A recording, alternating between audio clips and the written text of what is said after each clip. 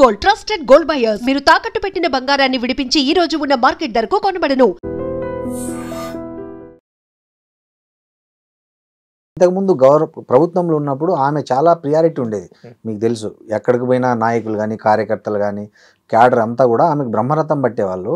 So అట్లాంటి ఆమెను అంటే డబ్బు సంపాదించుకోకుండా నిరోధించే అంటే చాలా పనులు ఏమి చెప్తే జరిగాయని కూడా అంటారు కదా మిగతా పార్టీలో. అంటే లోపల ఏం జరిగిందో పక్కకు పెడితే మనకి నిన్న కవిత గారు చెప్పిన దాన్ని బట్టి అర్థం చేసుకోవాలి. బిట్వీన్ ద లైన్స్ అంటే పేరుకు నేను కేసీఆర్ కూతురునే తప్ప ఆమె ఎవరితో పోల్చుకుంటుంది? హరీష్ రావు, సంతోష్ రావు, కేటీఆర్ తో పోలిస్తే నాకు వివక్ష జరిగింది. ఈ దొంగ కొడుకులు ఒక్కొక్కడు 1000 కోట్లు 100 కోట్లు సంపాదించుకున్నారు. మా నాన్న దేవుడే, మా నాన్న చుట్టూ దయ్యాలున్నాయని చెప్తుంది. నేను మా నాన్నగారికి రాసిన లెటరు, వ్యక్తిగతంగా రాసిన లెటరు లీక్ ఎట్లయింది, ఆ లీక్ వీరులు ఎవరని అడిగింది. దానికి అవతల నుంచి కేటీఆర్ వైపు నుంచి బీఆర్ఎస్ నుంచి ఏమన్నారు, మా పార్టీలో కూడా కొంతమంది కాంగ్రెస్ కోవర్ట్లు ఉన్నారని ఇండైరెక్ట్ గా కవిత వెనకాల రేవంత్ రెడ్డి గారు ఉన్నారని చెప్పిండు. అన్నారు కేటీఆర్, మా కుటుంబ సభ్యులే అన్నారు. ఇంకా చెప్పాలంటే కోవర్ట్లు ఉన్నారు అన్నాడు. కవితని చెప్పాలంటే మా కుటుంబ సభ్యుల్లోనే ఉన్నారని కేటీఆర్ స్పష్టంగా చెప్పాడు. ఆయన డైరెక్ట్ గా కవితని రేవంత్ రెడ్డి ఆడిస్తున్నాడు, ఈమె తోలుబొమ్మ అని చెప్పిండు. అప్పుడు కవిత గారు ఏమన్నారు, మా నాన్నకి నేను రాసిన వ్యక్తిగత లేఖ లీకు చేసిన లీకు వీరులు ఎవరో చెప్పమంటే గ్రీకు వీరులు ఎందుకు మాట్లాడుతున్నారు అన్నది. ఒక ఆయన నల్లగొండ జిల్లా ఆయన 3 అడుగులు ఉండే లిల్లిపుట్టు ఆయన కూడా మాట్లాడుతుండు, ఆయనకేం తెలుసు అది ఇదని మాట్లాడింది. ఆయన ఏమన్నాడు, నువ్వు 2001లో ఎక్కడున్నావు నేను ఉద్యమాలు చేసినప్పుడు జగదీశ్వర్ రెడ్డి గారు ధీటుగా సమాధానం చెప్పారు. సెకండ్ అది అయిపోయింది. జగదీశ్వర్ రెడ్డి గారిని లిల్లిపుట్ అన్నది, వాళ్ళ అన్నని గ్రీకు వీరుడు అన్నది, వాళ్ళ ఇంకో అన్నని లీకు వీరుడు అన్నది. తర్వాత ఏమన్నది, కార్తీక్ రెడ్డి గారిని నువ్వు పెద్దవాళ్ళ మధ్యలో నువ్వెందుకు వస్తున్నావు బాబు, చిన్న బాబు, నువ్వు లాలీపాప్ చీక్కుంటా కూర్చోకుండా పిప్పర్మెంట్ తినే వయసు నీది, నువ్వు పెద్దవాళ్ళ గొడవలోకి రాగానే కార్తీక్ రెడ్డిని అన్నది. ఇది అయిపోయినాక వాళ్ళ నాన్నని మాత్రం దేవుడు అన్నది. ఈ దయ్యాల పేర్లు చెప్పలే. సెకండ్ వచ్చేసి లేటెస్ట్ గా ఏమన్నది, లిల్లిపుట్టు 3 అడుగుల లిల్లిపుట్టు అని అవమానించి ఇప్పుడు 6 అడుగుల బుల్లెట్ ఉంది కదా, అండ్ అసలు దొంగ మా దొంగ బావ హరీష్ రావు, ఈ తన్నీరు హరీష్ రావు అనేటోడు పైకి కనపడతాడు ట్రబుల్ షూటరు, లోపల వీడు పెద్ద బబుల్ షూటరు, వీడిని పట్టుకొని తనండి, తన్నీరు హరీష్ రావు అనే మా దొంగ బావని పట్టుకొని తనండి అని చెప్తుంది. మా ఇంకో అన్న రాజ్యసభ సభ్యుడు ఉన్నాడు, గోళీలు అందించే గోళీరావు ఉన్నాడు కదా, ఈయన ఇప్పుడు కేసీఆర్ అనేట ఆయన ఒక మోనార్కు, ఒక కోనార్కు, ఒక సీతయ్య టైపు. ఒకసారి కవిత గారితో నేను మాట్లాడుతూ కవిత గారు చెప్తుండే, మా నాన్న సీతయ్య టైపు, ఎవరి మాట వినరు అన్నది. కొన్ని రోజులు అయినాక సీతయ్య మాట కూడా ఎవరు వినరు అన్న. ఇవాళ కేసీఆర్ అనేట ఆయన తెలంగాణ సమాజంలో ఒక బాహుబలి లాగా 4 కోట్ల మందికి నాయకుడు ఉన్న కేసీఆర్ గారిని ఒక హరీష్ రావు, ఒక సంతోష్ రావు చేతిలో బందీ అయిపోయిందంటే కేసీఆర్ గారు డమ్మీ అయిపోయిందని చెప్తుందా కవిత, లేదా కేసీఆర్ గారికి ఏం తెలియదని చెప్తుందా? కేసీఆర్ ను వాళ్ళు మభ్య పెడుతున్నారు అని చెప్తుంది, వాస్తవాలు తెలియకుండా. అంటే మరి ఇన్ని రోజులు మభ్య పెడితే మభ్య పడేటోడు ఈయనేం నాయకుడు అవుతాడు? ఈయన డమ్మి నాయకుడే కదా. ఇప్పుడు 4 కోట్ల ప్రజలకి ఒక బాహుబలి లాగున్న కేసీఆర్ ఉట్టి పైకి ఏదో మన ఆలీ ఈయనక ఏదో సినిమాలో బెలూన్లు పెట్టుకొని 6 ప్యాక్ కనబడ్డట్టు మా నాన్న డమ్మి, మా నాన్న హరీష్ రావు చేతిలో తోలుబొమ్మ అయిపోయిండు. కేసీఆర్ గారు ఒకళ్ళు చెప్తే వినే టైపా? ఆయన సొంత భార్య చెప్తేనే వినడు. కవిత గారు చెప్పారు, మా నాన్న ఎవరు చెప్పి ఆయనకు నచ్చింది చేస్తాడు. 6 గంటల తర్వాత మా నాన్న రూమ్ లోకి పోవాలంటేనే మేము భయపడతాం అంటారు. ఇప్పటికి కూడా ఇన్నయ్య గారు చాలా సార్లు చెప్తారు, కేటీఆర్ అయినా, కేసీఆర్ అయినా, హరీష్ అయినా, సంతోష్ అయినా కేసీఆర్ గారు చెప్పింది చేయాల్సిందే తప్ప ఆయనని ఇన్ఫ్లుయెన్స్ చేసే దశలో ఉన్నారని అనుకుంటే, మరి కేసీఆర్ గారు 10 సంవత్సరాలు ముఖ్యమంత్రిగా ఉండి హరీష్ రావు, సంతోష్ రావు పెత్తనం చేసిందంటే ఆమె చెప్పింది ఒక విషయమే. మరి కేసీఆర్ గారిని బందీ చేసి ఇంకా ఎన్ని వేల కోట్ల, ఎన్ని లక్షల కోట్ల స్కాములు చేశారో అవన్నీ బయట పెట్టాలంటున్నా. ఇవాళ సిబిఐ కానీ ఏసీబీ కానీ ఫస్ట్ ఎంక్వైరీ చేయాల్సింది కవిత గారిని. కవిత గారు స్పష్టమైన ఆరోపణలు చేశారు. మా నాన్న మంచోడు, మా నాన్న దేవుడు, మా నాన్న శుద్ధపూస, మా నాన్న వెదపూస, మా అన్నకి ఏం తెలియదు, మా అన్నకి హీరోయిన్లను పరిచయం చేసింది సంతోష్ రావు, సమంతాని, రకుల్ ప్రీత్ని, పార్వతి మిల్టన్ని, పాపం మా అన్నకు కూడా ఏం తెలియదు, వీళ్ళిద్దరు చేతిలో బందీ అయిపోయారు, నానా జాగ్రత్త. నిన్న మా సంతోష్ రావు అనేటోడు గ్రీన్ ఛాలెంజ్ పేరుతో మా నాన్న హరితారం పేరుతో 230 కోట్ల మొక్కలు పెట్టి మంచిగా చేయాలనుకుంటే దానిలో కూడా స్కామ్ చేసిండు. ఇప్పుడు ఇంకోటి సార్, ఆమె అధికారంలో ఉన్నప్పుడే ఈ మొత్తం అవినీతి అంతా జరిగింది. కవిత ఏమైతే ఇప్పుడు ఆరోపిస్తున్నారో, నిన్న ప్రెస్ మీట్ పెట్టి కానీ అంతకు ముందు కానీ మా నాన్న చుట్టూ ఉన్న వాళ్ళు అవినీతి చేస్తున్నారని, 10 ఏళ్ళు అధికారంలో ఉన్నప్పుడు జరిగిన అవినీతిని ఆమె దగ్గర ఇంత గ్యాప్ తీసుకొని, ప్రతిపక్షంలో వచ్చి కూడా దగ్గర 1.5 year దాటిపోయింది, ఇంత గ్యాప్ తీసుకుని స్పెసిఫిక్గా వాళ్ళను టార్గెట్ చేయడం వెనక ఆమె సొంత ఎజెండా ఏమన్నా ఉందంటారా కవితకి? ఇప్పుడు మీరు వ్యవసాయ కుటుంబం నుంచి వచ్చారు, నేను వ్యవసాయ కుటుంబం, మేము కూడా వ్యవసాయ కుటుంబం నుంచి వచ్చినాం. మా నాయనమ్మ ఒకసారి చిన్నప్పుడు ఏడుస్తుండే, బర్రె చచ్చినాక పాడి బయటపడుతుందని ఒక నానుడు ఉంది, ఒక సామెత. ఇప్పుడు బర్రె ఉన్నప్పుడు మీ బర్రె ఎన్ని లీటర్లు పాలు ఇస్తుంది అంటే అది 4 లీటర్లు ఇస్తే 2 లీటర్లే అని చెప్తారు. సాయంత్రం 1 లీటర్. అయితే బర్రె చచ్చిపోయాక కూర్చొని ఆయన ఏడుస్తుంటది, ఓ ఈ బర్రె ఎంత మంచి బర్రె, పాడి బర్రె, ఇది పొద్దున 4 లీటర్లు సాయంత్రం 4 లీటర్లు ఇచ్చేదని ఏడుస్తుంది. ఎప్పుడైనా రాజకీయ పార్టీలలో అధికారం ఉన్నప్పుడు బయటకు రావు, అధికారం కోల్పోయినాక ఈ పాపపు సొమ్ము తినేయన్ని, అది పాపపు సొమ్ము తిన్నోళ్ళకి ఉండే స్వభావము. ఇప్పుడు నరం మీద పుండు ఉంది అనుకో, అది సలసలసలకు ఆగుతుంటది. నరం మీద పుండున్న మనిషి ఒక దగ్గర కూర్చోలేడు. కవిత గారికి తెలంగాణ సమాజం ఇప్పటికైనా కృతజ్ఞత చెప్పాలి. ఆమె చాలా విచిత్రమైన విషయాలు చెప్పింది. నవీన్ రావు అనే ఒక ఎమ్మెల్సీ, వాడు మొత్తం తెలంగాణ హైదరాబాద్ చుట్టూన్న భూములు మింగిన భూబకాసుడు అని చెప్పింది. భూములు మింగిన భూబకాసురులు ఉన్నారు, గుట్టలు మింగిన గుండాగాలు ఉన్నారు, కొండలు మింగిన ఆనకొండలు ఉన్నారు, గ్రానైట్ గుట్టలు మింగిన వాళ్ళు ఉన్నారు, కరీంనగర్ గుట్టలు మింగిన వాళ్ళు ఉన్నారు, సింగరేణి బొగ్గురు మింగిన వాళ్ళు ఉన్నారు. ఆమె ఒక నవీన్ రావు పేరు చెప్పింది. పోచంపల్లి శ్రీనివాసరెడ్డి అనే ఎమ్మెల్సీ 100 కోట్ల 1000 కోట్ల విల్లాలు కట్టుకుంటున్నాడు, తినడానికి గతి లేని ఒక మధ్యతరగతి కుటుంబం నుంచి వచ్చినోడు ఇలా శ్రీమంతుడు అయిపోయాడు, ఆగర్భ శ్రీమంతుడు. ఎక్కడో మెగా శ్రీనివాసరెడ్డితో కలిసి మోకిల్లాలో 750 కోట్ల విల్లాలు చేస్తున్నాడని చెప్పాలా. రేపొద్దున కవితక్క ఆ విల్లాల దగ్గర కూర్చొని అన్ని అమరవీరుల కుటుంబాలకు పంచాలని చెప్పాలా. ఆ 750 విల్లాలు ఒక్కొక్క విల్లా ఒక్కొక్క అమరవీరుల కుటుంబాలకి పంచమని అమర దీక్షకు కూర్చోవాలి. నేను కూడా అక్కడికి వస్తా, తెలంగాణ ఉద్యమకారులంతా అక్కడికి పోదాం. కవితక్క నేను డిమాండ్ చేస్తున్నా, అక్క పోచంపల్లి శ్రీనివాసరెడ్డి అనేటోడు అక్రమంగా సంపాదించిన విల్లాలు ఏమవుతున్నాయో అవన్నీ ఉద్యమకారుల కుటుంబాలకు పంచుదాం రా. అదే విధంగా ఆమె ఏమన్నది, ఆయన పల్లా రాజేశ్వర రెడ్డి నాకు చెప్పిండు చాలా విషయాలు అని చెప్పింది. ఇంకోటి కోట్ చేశారు. అదే విధంగా టిఆర్ఎస్ అధికారంలో ఉన్నప్పుడు బీఆర్ఎస్ అధికారం ఉన్న 10 ఏళ్లలో ప్రజల సొమ్ము పందికొక్కులాగా మింగిరని చెప్పారు.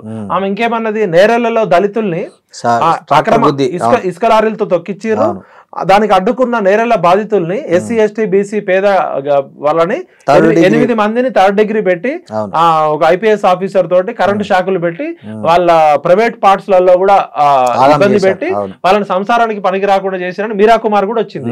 మరి అప్పుడే కవితక్క చెప్పొచ్చు కదా.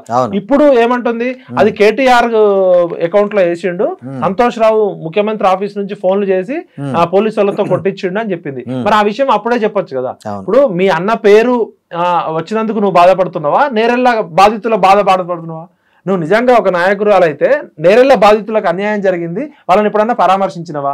పాపం మీకు అన్యాయం జరిగింది, చేసింది మా అన్న కాదు, ఆ సంతోష్ రావు అనే దుర్మార్గుడు, దా పోరాడడం దాని ఇప్పుడు అన్నవా? అంటే నీకు అన్యాయం జరిగితే తెలంగాణకు అన్యాయం జరిగినట్టు. 1200 మంది అమరవీరుల కుటుంబాలు ఎప్పుడు సందర్శించలేను. ఆర్టీసీ కార్మికులు 100 రోజులు స్ట్రైక్ జరిగితే 50 మంది చచ్చిపోయారు, ఏ రోజు పోలే మీరు మీ కుటుంబ సభ్యులు. ఇంటర్మీడియట్ పిల్లలు 32 మంది, మీ అన్న మీరు గ్లోబెరీనా అనే కంపెనీ చేసిన అక్రమాల వల్ల 32 మంది టీనేజ్ పిల్లలు చచ్చిపోయారు. నీకు కూడా కొడుకులు ఉన్నారు, కేటీఆర్ కూడా కొడుకు కూతురున్నారు, అదే ఏజ్ పిల్లలు. మరి 32 మంది ఇంటర్మీడియట్ పిల్లలు చచ్చిపోయినప్పుడు రాలే మీకు, ఆర్టీసీ కార్మికులు చచ్చిపోయినప్పుడు మీకు రాలే, చాలా మంది మహిళలని గిరిజన మహిళల్ని గ్యాంగ్ రేప్ చేసి చచ్చినప్పుడు రాలే. అంటే తెలంగాణ ప్రజల బాధ మీకు పట్టదు. అప్పుడు బంగారు తెలంగాణ, సువర్ణ తెలంగాణ, బతుకమ్మ తెలంగాణ. ఇప్పుడు నీకు ఎప్పుడైతే నీ ఇంట్లో నిన్ను పక్కకి పెట్టినప్పుడు అప్పుడు అన్ని గుర్తొచ్చినాయి. పదవులు ఉన్నప్పుడు పెదవులు ఎందుకు మూసుకున్నావు కవితక్క అని అడుగుతున్నా. ఇప్పటికైనా కవిత గారిని రిక్వెస్ట్ చేస్తున్నా, అక్క నీకు చిత్తశుద్ధి ఉంటే నువ్వు మనం కలిసి పనిచేసినాం, నా మిత్రురాలివి, నేను శ్రేయోభిలాషి. నేను ఏమంటున్నా అంటే ఆ 1200 కోట్లు టిఆర్ఎస్ పార్టీ అకౌంట్ లో ఉన్నాయి కదా, అవి రాత్రికి రాత్రి అది తెలంగాణ ప్రజలు తమ రక్త మాంసాలతోటి ప్రజలు ఇచ్చిన ఆస్తి. ప్రతి ఊర్లో తెలంగాణ రాష్ట్ర సమితి బిల్డింగ్లు ఉన్నాయి, అవన్నీ కూడా తెలంగాణ ఉద్యమకారులకు పంచుదాం. ఆ TRS party second richest party కదా, టిఆర్ఎస్ పార్టీని బీఆర్ఎస్ పార్టీగా మార్చే హక్కు మీ నాన్నకు కూడా లేదు. అది ప్రజల త్యాగాల నుంచి, తెలంగాణ ప్రజల ఆకాంక్షల నుంచి, 60 సంవత్సరాల సుదీర్ఘ పోరాటం నుంచి వచ్చిన పార్టీ. టిఆర్ఎస్ పార్టీకి ఓనర్లు తెలంగాణ ప్రజలు. అది ఒక కేసీఆర్ పేపర్ మీద కేసీఆర్ పెట్టుండొచ్చు కానీ దానిలో మా జీవితం కోల్పోయినాం, మా ప్రాణాలు కోల్పోయినాం. కాబట్టి కవితక్క నేను స్పష్టంగా సూటిగా అడుగుతున్నా, నువ్వు రేపు ఇందిరా పార్క్ దగ్గర దీక్ష చేపట్టు, టిఆర్ఎస్ పార్టీని బీఆర్ఎస్ పార్టీగా మార్చి ఆ 1500 కోట్ల రూపాయలు ఉద్యమకారుల కుటుంబాలకి, అమరవీరుల కుటుంబాలకి, నిరుద్యోగులకి పంచుదామని పెట్టు. రేపటి నుంచి లిస్టు స్టార్ట్ చేయి. ఈ 10 సంవత్సరాలు ఎవరెవరైతే పందికొక్కులాగా తిన్నారో, ఈ భూములు మింగిన భూబకాసురుల లిస్టు, కొండలు మింగిన ఆనకొండల లిస్టు, గుట్టలు మింగిన గుండాగాల లిస్టు, తెలంగాణ బడ్జెట్ 30 లక్షల కోట్లు ఈ 10 సంవత్సరాల్లో ఎవరెవరు తిన్నారో వాళ్ళందరూ లిస్టు పెట్టు. నీతో పాటు మేము కూడా ఉంటాం, నీకు రక్షణగా మొత్తం తెలంగాణ సమాజం వస్తుంది. సరే జరిగింది ఏదో జరిగిపోయింది, ఇప్పటికైనా నువ్వు మాట్లాడు, ఆ విషయాలు మాట్లాడు. నువ్వు నిన్న మాట్లాడిన ప్రెస్ మీట్లో నీకు అన్యాయం జరుగుతుందనే మాట్లాడుతున్నావు కానీ నిరుద్యోగుల గురించి మాట్లాడినావా, విద్యార్థుల గురించి మాట్లాడినావా, బీసీల గురించి మాట్లాడినావా, ఎస్సీల గురించి మాట్లాడినావా? సామాజిక తెలంగాణ లక్ష్యం కోసం మాట్లాడుతుంటేనే నన్ను దూరం పెట్టారు. ఆమె 10 సంవత్సరాల అధికారంలో ఉన్నప్పుడు మీ 2 సార్లు కేబినెట్ లో మహిళా మంత్రులు లేనప్పుడు మహిళలు ఎవరు మంత్రులు లేరంటే కొంతమంది ఎవరు కామెంట్ చేస్తారు, ఉన్నోళ్ళంతా మహిళలే అని మీ నాన్న అవమానించిండు కదా. మహిళా మంత్రులు ఎందుకు లేరు మై డియర్ డాడీ అని ఎందుకు అడగలేదు? దళితుడిని సీఎం చేస్తా అని చెప్పి ఎందుకు చేయలే మై డియర్ డాడీ? నువ్వు దళితుడు కాదు కదా డాడీ, మీ తాత దళితుడు కాదు కదా, మనం దళితులం కాదు కదా, దళితులని దగా చేసిన దగుల్బాజీ ఎవరు డాడీ అని అడగాలి కదా. నా ముఖ్యమంత్రి, మంత్రులు, అల్లుళ్ళు, చుట్టాలు మొత్తం ఈ కల్వకుంట్ల కుటుంబం మొత్తం దోచుకొని తింటున్నప్పుడు ఇది పద్ధతి కాదు డాడీ అని అడిగినావు ఎప్పుడన్నా? ఇంకోటి అంటే నీకు ఇబ్బంది అయినప్పుడు తెలంగాణ మొత్తం గాయగత్తర కావాలి, తెలంగాణ అగ్గిలేవాలి. మీరు సంతోషంగా ఇప్పుడు బంగారు తెలంగాణ పేరుతో హరీష్ రావు ఇంట్లో బంగారం ఉంది, మరి ఆ విషయం ముందే చెప్పొచ్చు కదా. మా నాన్న మంచోడు, మా అన్న మంచోడు, ఈ హరీష్ రావు అనే 6 అడుగుల బుల్లెట్ వీడు దొంగ, మా దొంగ బావ తన్నీరు హరీష్ రావు అనేటువంటి పట్టుకొని తన్నాలని ఎందుకు చెప్పలే అప్పుడే? మా సంతోష్ రావు అనేటోడు నల్లికుట్లోడు, వీడు ఏం మాట్లాడాడు కానీ వాడు హ్యాపీగా ఉండడం కోసం ప్రపంచంలో ఉన్న అన్ని దేశాల్లో ఆస్తులు కాపాడుకున్నాడు ఎందుకు చెప్పలే? అంటే ప్రజలు అప్పుడే చెప్తే నీకు నమ్మేటోళ్ళు కదా. అంటే ఇప్పుడు ఈ మొత్తం వ్యవహారాన్ని అంతా వాళ్ళ సొంత ఎజెండా, సొంత ఆస్తుల పంపకంలో తేడా వచ్చినందుకు జరుగుతున్నది తప్ప ఇప్పుడు కూడా తెలంగాణ ప్రజలు, తెలంగాణ సమాజానికి సంబంధించిన గొడవ అయితే కాదు ఇది, అంతేనా? ఒక జర్నలిస్ట్ గా మీరు ఆలోచించండి సార్, వీళ్ళ ట్రాక్ రికార్డు 2001లో వీళ్ళ ఆస్తులేంది, 2004లో వీళ్ళ ఆస్తులేంది, 2014లో వీళ్ళ ఆస్తులేంది, 2020లో ఏంది? బతకడానికి బ్యూటీ పార్లర్లు పెట్టుకున్న వాళ్ళకి బుర్జ్ ఖలీఫాలో బిల్డింగ్లు ఎట్లా వచ్చినాయి? తినడానికి తిండి లేని, సొంత ఇల్లు లేని వాళ్ళకి విల్లాలు, ఫామ్ హౌజులు, ఎస్టేట్లు అమెరికాలో, ఆస్ట్రేలియాలో, ప్రపంచ దేశాలలో ఎక్కడి నుంచి వచ్చినాయి? ఇవాళ వీళ్ళకి ఆస్తులు చాలా ప్రపంచ దేశాల్లో ఉన్నాయని చెప్తున్నారు. మాట్లాడితే అమెరికా పోతున్నారు, దుబాయ్ పోతున్నారు, లండన్ పోతున్నారు ఏదో పేరుతో. మరి ఇలా పదే వీళ్ళు అమెరికాలో ఎక్కడెక్కడ ఆస్తులు పెట్టారు అవన్నీ బయటకు రావాలి కదా. ఉద్యమం చేస్తే కోల్పోతారు కదా. ఉద్యమం అంటే త్యాగం, ఉద్యమం అంటే ధైర్యం, ఉద్యమం అంటే నిజాయితీ, ఉద్యమం అంటే ఇవ్వడం కదా. మరి మొత్తం ప్రపంచ చరిత్రలో ఉద్యమాలు చేసిన నాయకుల కుటుంబాలు ఆరిపోయినాయి, మీ ఒక్క కుటుంబం మాత్రం ఉద్యమం పేరుతో తెలంగాణ రాకముందే ఆస్తులు వచ్చినాయి. ఇదంతా జనాలకు తెలియదు అంటారా? వీళ్ళ కుటుంబానికి ఆస్తులు వచ్చింది, లేకపోతే వీళ్ళ అవినీతి చేసింది, వీళ్ళ ప్రామిస్లు అన్నీ ప్రజలకు గుర్తుంటాయి కదా విఠల్ గారు. మరి అట్లా గుర్తున్నప్పుడు మళ్ళీ సెకండ్ టైం కేసీఆర్ను గెలిపించారు అంటే దాన్ని ఎట్లా అర్థం చేసుకోవాలి? ఇప్పుడు తెలంగాణ ప్రజలు ఏంటంటే అమాయకత్వము, మంచితనము, బారాకూన్ మాఫ్ అన్నట్టు ఫస్ట్ సారి జై తెలంగాణ పేరుతో వచ్చారు, సెకండ్ సారి బంగారు తెలంగాణ అనే స్లోగన్ తోటి ఒక హోప్ కలిగించారు. ఫస్ట్ టర్మ్ కొంచెం బాగానే ఉండే, సెకండ్ టర్మ్ వచ్చినాక వీళ్ళు ఆగడాలు ఎక్కువైపోయి యథా రాజా తదా ప్రజా అన్నట్టు కేసీఆర్ గారిని చూసి కేసీఆర్ కుటుంబ సభ్యులను చూసి ఎమ్మెల్యేలు కూడా ఒక్కొక్క ఎమ్మెల్యే 100 కోట్లు, 500 కోట్లు, 1000 కోట్లకు ఎదిగేసరికి ప్రజలు బండకేసి బాధిరు. ప్రజలు ఎందుకు ఓడించారు రెండోసారి?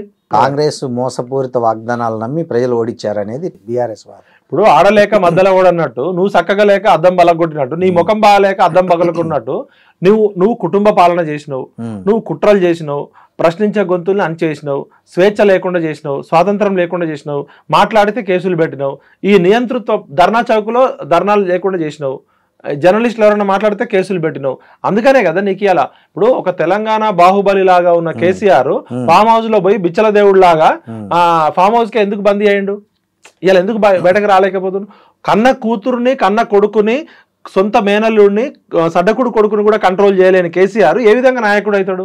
ఉత్తరప్రదేశ్ లో ఉన్న వాళ్ళకి, పంజాబ్ లో ఉన్న వాళ్ళకి పోయి ఫ్లైట్లు, విమానాలు వేసుకొని పోయి ఇంకా తెలంగాణ రాష్ట్రాన్ని దోచుకుని సరిపోక భారత రాష్ట్ర సమితిని పెట్టుకొని అన్ని రాష్ట్రాలకు వీళ్ళు డబ్బులు పంపించారు కదా. భారతదేశంలో ఉన్న అన్ని ఎంపీ సీట్లకి ఫండింగ్ చేస్తా అని కేసీఆర్ గారు మన రాజ్దీప్ సర్దేశాయ్తో చెప్పిండు కదా. అంటే అంత డబ్బు ఎక్కడి నుంచి వచ్చింది? వీళ్ళు ఏమన్నా ఎలాన్ మాస్కులా, ఇన్ఫోసిస్ నారాయణమూర్తిలా సాఫ్ట్వేర్లు కనిపెట్టిరా, రాకెట్లు కనిపెట్టిరా? తెలంగాణ ప్రజల్ని పీల్చి పిప్పి పిండి చేసిన కాలకేయ కుటుంబం వీళ్ళందరినీ తిహార్ జైల్లో పెట్టి వీళ్ళ ఆస్తులన్నీ జప్తు చేయాలి. And don't forget to subscribe to iDream. And for more videos, please subscribe to iDream. Please subscribe to iDream. Please subscribe iDream. And please subscribe to iDream. For more videos, subscribe to iDream. please like, share and subscribe to the channel. Congratulations, iDream. Subscribe to iDream. Subscribe to iDream. So subscribe to iDream Media. iDream ki iDream team andarki huge congratulations. Please subscribe iDream Media. Please subscribe to iDream. Subscribe iDream. Please subscribe to iDream. iDream అంటే నా కళల channel subscribe చేసుకున్న నోరు తిరుగుతలేదు, మీరైతే గంట గుర్తు కొట్టండి. For more such videos, please subscribe to iDream. Subscribe to iDream. Please subscribe to iDream. Please subscribe iDream Media. Please do subscribe to iDream. Please subscribe to iDream Media. For best entertainment and information, please subscribe iDream.